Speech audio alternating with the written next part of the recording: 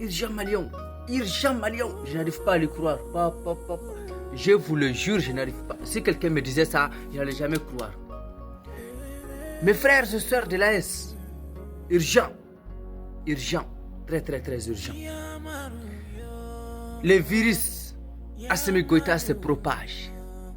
Le virus de l'AS se propage.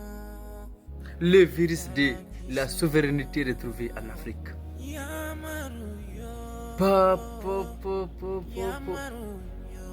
Mes frères, il y a deux présidents qui veulent se joindre à l'homme le plus critiqué.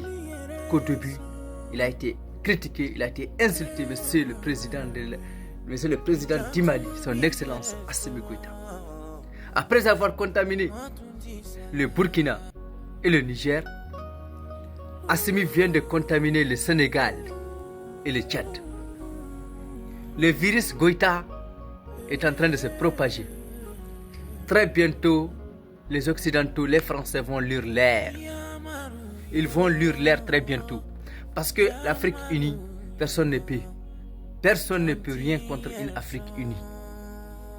Déjà, moi je parle avec des preuves. Vous me connaissez, moi je ne parle pas comme ça. D'accord, déjà on écoute le président du Sénégal. Et Diomaye Faye, ouais. Qu'est-ce qu'il y a? Pourquoi vous voulez chasser l'armée française de votre territoire? Est-ce qu'en tant que Français, vous envisagez de nous voir dans votre pays avec des chars ou avec des véhicules militaires, des militaires sénégalais avec les tenues sénégalaises? Comme ça, parce que sur le plan historique, la France a esclavagisé, a colonisé et est restée. Évidemment, je pense que quand vous inversez un peu les rôles, vous concevrez très mal qu'une autre armée, la Chine, la Russie, le Sénégal ou n'importe quel autre pays puisse avoir une base militaire en France. C'est vrai mon président, c'est vrai. L'armée française ne va jamais accepter que vous partez avec vos blindés et avec la tenue militaire en France. Ça c'est vrai. D'accord, mais mon président, voilà, qu'est-ce qui vous a poussé même à faire ça? C'est un compte avec la France ou c'est comment? Qu'est-ce qui te pousse vraiment? Qu'est-ce qui t'a donné vraiment le courage de prendre cette grande décision?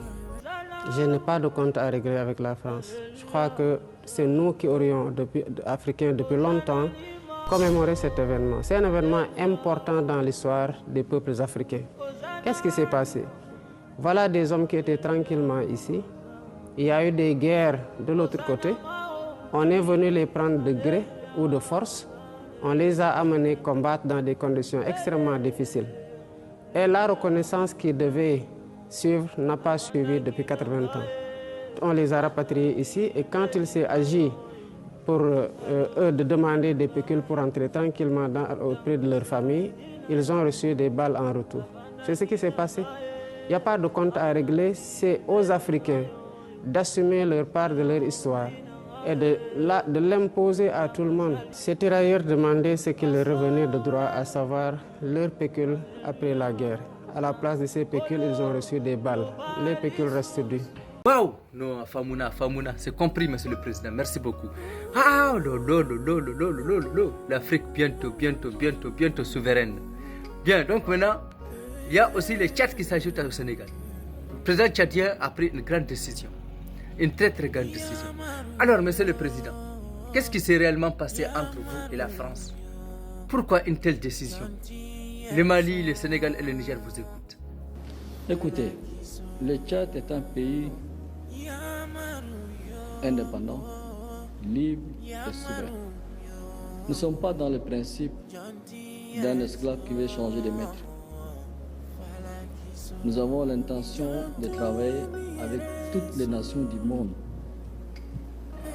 Toutes les nations du monde qui nous respectent et qui veulent travailler avec nous en se respectant mutuellement. Effectivement, monsieur le président. Les Occidentaux n'ont jamais voulu de gagnant-gagnant. Les Occidentaux n'ont jamais voulu des relations réciproques, des relations échanges, des relations. Ils veulent toujours esclavager, ils veulent toujours dominer l'Afrique, ils veulent toujours dominer le Tchad, ils veulent toujours exploiter les richesses de l'Afrique. Et merci, Monsieur le Président, pour cette décision salutaire que vous venez de prendre. Et je vous jure que votre frère Assimi Goïta et votre grand frère Tchani et votre frère Ibrahim Traoré sont avec vous. Et l'AS, la porte de l'AS est toujours ouverte pour les pays qui veulent vraiment travailler, qui veulent vraiment faire dans le respect mutuel. On est là, on vous attend, il n'y a pas de souci. Vive l'Afrique libre, vive l'Afrique souveraine et vive l'Afrique une et indivisible. Je vous remercie les Maliens. Pour le moment, c'est ça la bonne nouvelle. Tellement que je suis content, je n'ai même pas pu bien parler. Et Inch'Allah, l'Afrique sera libre. Inch'Allah, on va mettre les blancs. Je n'aime pas trop me parler, je n'aime pas trop employer des mots flagrants. Pied dans les fesses.